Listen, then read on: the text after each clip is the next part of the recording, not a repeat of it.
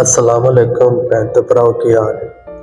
उम्मीद करना सारे ठीक ठाक हो गए। तो जिहड़ा परदेस है ना, बंदे नूं खा जाता है। कोई भी परदेसी किसी भी मुल्क च है ना, तो वह अपनी खुशी नाल या अपनी मर्जी नाल नहीं होता, उन्होंने मजबूरियां लैके आउंदियां। अगर एक बंदा अपने जोगा ही कमाना हो ना, अपने जोगा ही खाना पीना हो, तो बंदा अपने मुल्क च कमा के खा पी सकता है।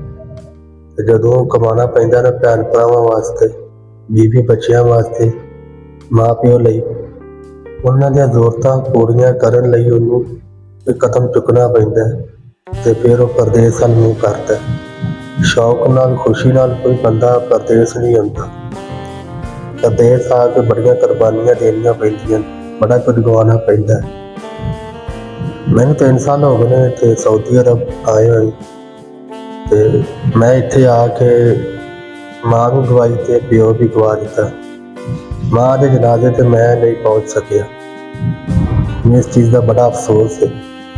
कोशिश बड़ी की है, लेकिन परदेस दे विच टिकट करांदियां, छुट्टी लैंदियां, मिन्नत तरले करदे जांदे नूं जनाजा हो गया। ये सारी जिंदगी गम सानू नहीं भुलदा। कोई भी परदेसी भरा है जिन्हें इसका वाक्या है, उन्हें सारी जिंदगी नहीं भुलदा। मैं तो जदों भी सोचना इस चीज़ में, तो मेरे ते अंदर एक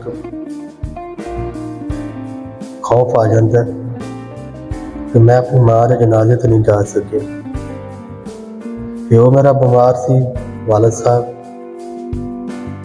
उन्होंने तो खैर मैं महीना पहले चला गया, बीमार हुए सी, वो भी डैथ हो गई उन्होंने। वापस फिर आना पिया। हुण इत्थे मजबूरी है। हुण पाकिस्तान के हालात तुहाडे सामने ने किस तरह जा रहे हैं।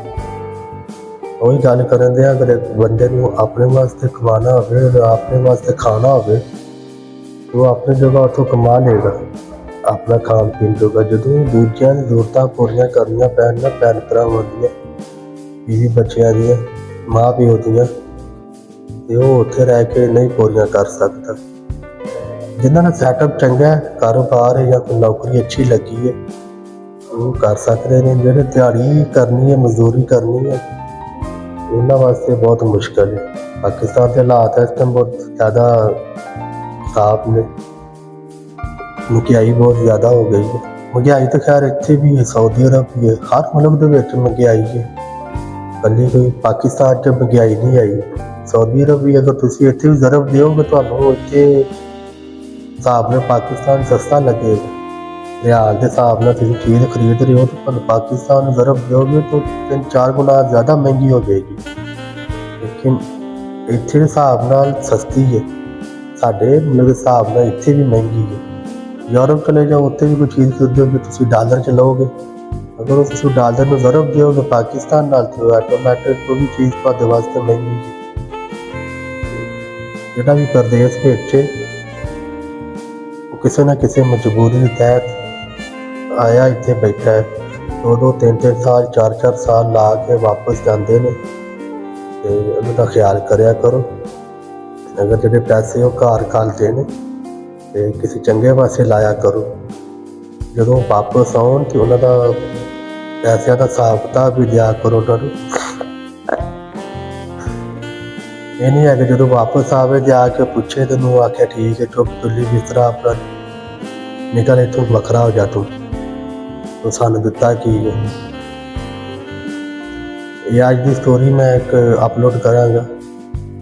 भरा ने तो नाल इन्ना कीता हत्थ, उहदा वाकया इस तरह होया। उसकी स्टोरी सुननी है, उस बंदे ज़बानी सुननी है जिन्हों ने वाकया होया। क्योंकि इस तरह के वाकयात परदेसियों नाल बहुत हो रहे हैं, जिहड़े बाहर के मुल्कों च रह के काम करते हैं, पैसे कमा के घर घालते हैं, अपने को खर्चा नहीं रखते, इन्ना सिर्फ रोटी जो के पैसे रखते हैं, ताकि जिन्ने होंदे ने सारे अपने घर वाले नूं भेज देंदे ने। अगर वो पैसे परदेसी जिहड़ा इत्थे कमांदा है, जिहड़ा मजदूरी करदा है, बड़े औखे कमांदा है इत्थे। ये नहीं कि उन्होंने उत्थों दरख्तां नाल लगे ने जां उन्हें ਚੁੱਕਦੇ ਨੇ ਸੜਕ ਤੋਂ ਜਾਂਦੇ ਆ ਠੀਕ ਲੱਭ ਗਏ ਨੇ। ਇੱਥੇ ਗਰਮੀ ਇੰਨੀ ਸਊਦੀਆ ਦੇ ਵਿੱਚ ਕਿ ਜਿਹੜੇ ਬੰਦੇ ਇਹ ਕੰਮ ਕਰਦੇ ਨੇ, ਮਿਸਤਰੀਆਂ ਦਾ ਹੋ ਗਿਆ, ਸ਼ਟਰਿੰਗ ਦਾ ਹੋ ਗਿਆ, ਤੇ ਬੜਾ ਔਖਾ ਹੈ ਇੱਥੇ ਮਜ਼ਦੂਰੀ ਕਰਨਾ। 10-10 12-12 ਘੰਟੇ ਮਜ਼ਦੂਰੀ ਕਰਨੀ, ਸਿਰ ਤੋਂ ਲੈ ਕੇ ਪੈਰਾਂ ਤੱਕ ਪਸੀਨੇ ਨਾਲ ਬੰਦਾ ਭਿੱਜਿਆ ਰਹਿੰਦਾ। ਕਾਹਦੇ ਵਾਸਤੇ ਕਰਦਾ? ਆਪਣੇ ਵਾਸਤੇ ਕਰਨਾ ਹੋਵੇ ਤਾਂ ਤੁਹਾਨੂੰ ਇਹ ਕਹਿੰਦੇ ਆ ਕਿ ਪਾਕਿਸਤਾਨ ਨਹੀਂ ਮੁੱਕਦਾ।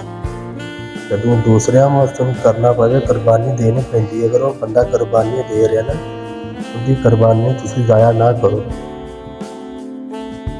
ਉਹਦੇ ਬਦਲੇ ਤੁਹਾਡੇ ਕੋਲ ਇੱਜ਼ਤ ਮੰਗਦਾ, ਰਿਸਪੈਕਟ ਮੰਗਦਾ, ਪਿਆਰ ਮੰਗਦਾ, ਮੁਹੱਬਤ ਮੰਗਦਾ। ਹੋਰ ਤੁਹਾਡੇ ਕੁਛ ਨਹੀਂ ਮੰਗਦਾ ਕਿ ਤੁਹਾਨੂੰ ਤੋਂ ਲੱਖ ਲਿਆ, ਤੁਹਾਨੂੰ ਅੱਗੋਂ ਕਿ ਮੈਂ ਵਾਪਸ ਆਵਾਂਗਾ ਹੁਣ ਤੁਸੀਂ 2 ਲੱਖ ਦੇਣਾ, ਨਹੀਂ। ਉਹ ਤੁਹਾਡੇ ਵਾਸਤੇ ਹੀ ਆਇਆ ਇੱਥੇ ਕਮਾਉਣ। ਮੰਗਦਾ ਸਿਰਫ ਇਹ ਹੀ ਕਿ ਇੱਜ਼ਤ ਮੰਗਦਾ, ਉਹਦੀ ਇੱਜ਼ਤ ਤੁਸੀਂ ਕਰੋ। ਇਹ ਨਹੀਂ ਕਿ ਜਿੰਨਾ ਚਿਰ ਇੱਥੇ ਆਇਆ ਵਾ ਤੁਸੀਂ ਇੱਜ਼ਤ ਕਰਨੀ, ਜਦੋਂ ਵਾਪਸ ਗਿਆ ਤਾਂ ਤੁਸੀਂ ਉਹਨੂੰ ਭੁੱਲ ਜਾਣਾ।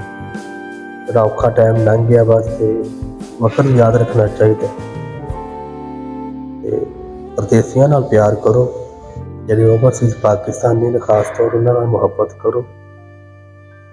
ਉਹਨਾਂ ਦਾ ਮੇਰੇ ਚੈਨਲ ਨੂੰ ਸਬਸਕ੍ਰਾਈਬ ਕਰ ਲਿਆ ਜੇ, ਔਰ ਫੇਸਬੁੱਕ 'ਤੇ ਵੇਖ ਰਹੇ ਹੋ ਤੇ ਇਹਨੂੰ ਫੋਲੋ ਕਰ ਲਿਆ ਜੇ, ਲਾਈਕ ਕਰ ਦਿਆ ਜੇ।